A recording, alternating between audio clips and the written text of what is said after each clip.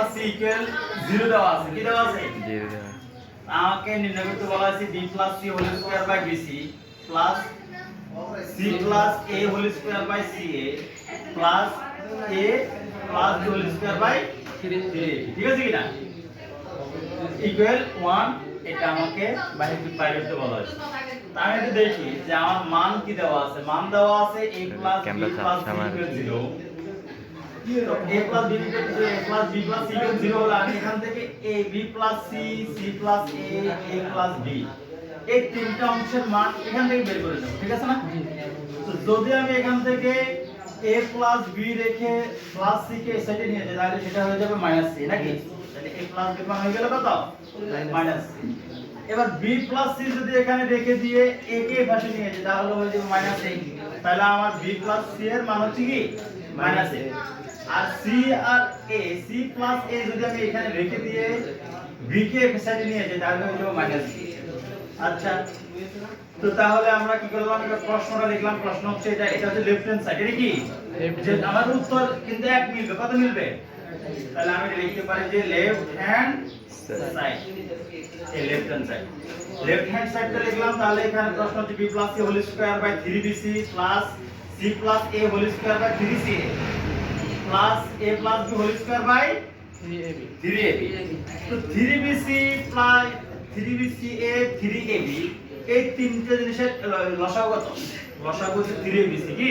3abc। হ্যাঁ, 3bc 3ca 3ab এর লসাগু হচ্ছে 3abc। হ্যাঁ, তারপর হর দিয়ে ভাগ লব দিয়ে গুণ যদি করেন 3abc থেকে যদি 3bc বাদ দেই তাহলে কি থাকে?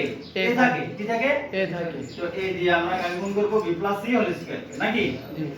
আচ্ছা, আবার 3ca দিয়ে যদি 3abc কে ভাগ করি তাহলে কত থাকবে?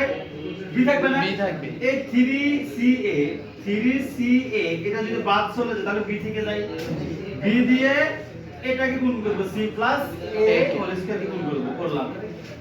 আবার 3ab এই 3ab দিয়ে যদি 3abc কে ভাগ করি, কি করি? 3 তাহলে 3ab বাদ চলে গেল, থাকলো কি? c না? c দিয়ে আমরা কাকে গুণ করব? a প্লাস b হোল হ্যাঁ, a plus b whole square গুণ করলাম। তাহলে a এই জায়গায় বসলো। দেখো b প্লাস c এর মান কত? ওই minus a। b plus c এর মান হচ্ছে মাইনাস a, কি? Minus a। Minus a। আর প্লাস প্লাস ঠিক আছে, b ঠিক আছে। c প্লাস a এটার মান কত? Minus b। মাইনাস b, ঠিক আছে না? Minus b। c plus a এর উপরে কি ছিল? তাহলে হোল স্কয়ারটা কার উপরে চলে আসবে? মাইনাস b এর উপরে চলে আসবে না? চলে আসবে। প্লাস প্লাস ঠিক আছে, এই a প্লাস b এর মান কত? Minus c। তাহলে এই মাইনাস c বসলো। a প্লাস b এর উপরে স্কয়ার আছে, তাহলে মাইনাস c এর উপরে স্কয়ারটা চলে আসবে, নাকি? আচ্ছা, এবার দেখি a স্কয়ারটা মাইনাস a এর উপরে চলে আসছে, সেটা হয়ে যাবে প্লাস a স্কয়ার। কি হয়ে যাবে? Plus a square. Plus a square.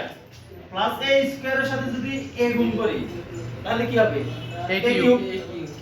ঠিক আছে না?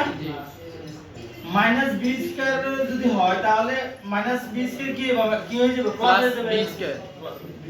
b স্কয়ারের সাথে যদি b গুণ করি তাহলে কি হবে? b cube. b cube.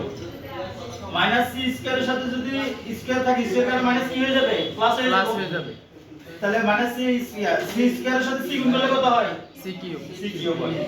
এবার দেখো আমাদের এই অঙ্কের ক নাম্বার অংশটা দেখো, যে সেখানে আমরা a cube plus b cube plus c cube এটার মান আমরা পেয়েছি 3abc। কত পাইছি? 3abc। আর নিচেও আছে 3abc, নাকি? তো 3abc কে যদি 3abc দিয়ে ভাগ দেই তাহলে 1 হয়। কত হয়? 1 হয়। এই 1 সুতরাং লেফট হ্যান্ড সাইড সমান রাইট হ্যান্ড সাইড। ঠিক আছে? জি।